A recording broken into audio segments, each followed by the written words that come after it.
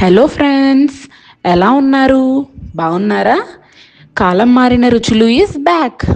ఈరోజు మన కిచెన్లో స్పెషల్ ఏంటో తెలుసా? గుమగుమలాడే గుత్తి వంకాయ కూర. కొంతమంది నూనె వంకాయ అని కూడా అంటారండి.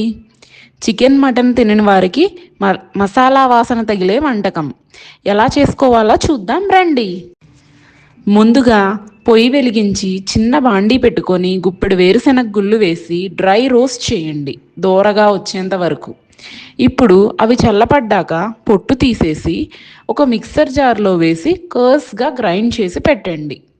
ఇప్పుడు ఆ మిక్సర్ జార్లో అల్లం ముక్కలు, చిన్న ఉల్లిపాయ ముక్కలు, ముందుగానే నానబెట్టుకున్న కొంచెం చింతపండు, ధనియాలు, లవంగాలు, దాల్చిన చెక్క వేసి మెత్తగా పేస్ట్ లాగా మిక్సర్ పట్టండి.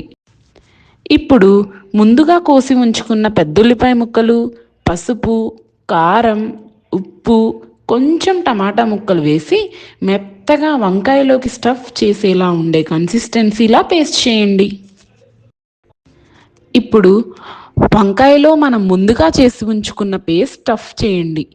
మంచిగా మొత్తం కవర్ అయ్యేలా స్టఫ్ చేయండి. అన్ని వంకాయల్లో ఈ విధంగా మసాలాని స్టఫ్ చేసుకోండి.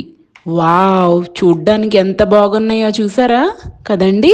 చాలా బాగా మగ్గాక మిగిలిన మసాలాని ఆ వంకాయల్లో వేసి కొంచెం చింతపండు వాటర్ వేసి మరికొన్ని నీళ్లు పోసి గ్రేవీ కన్సిస్టెన్సీ వచ్చేలా చేయండి.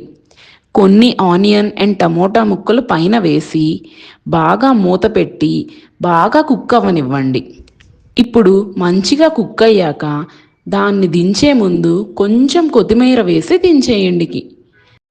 అంతే, యమ్మీ టేస్టీ గుత్తి వంకాయ కూర రెడీ. వేడి వేడి అన్నంలో ఈ కూర ఉంటుందండి, అస్సలు వర్ణనాతీతం. ఒక్కసారి మీరు కూడా ట్రై చేయండి. ట్రై చేసి కామెంట్స్లో పెట్టండి ఎలా వచ్చిందో. Thank you. Please like, share and subscribe our కాలం మారిన రుచులు.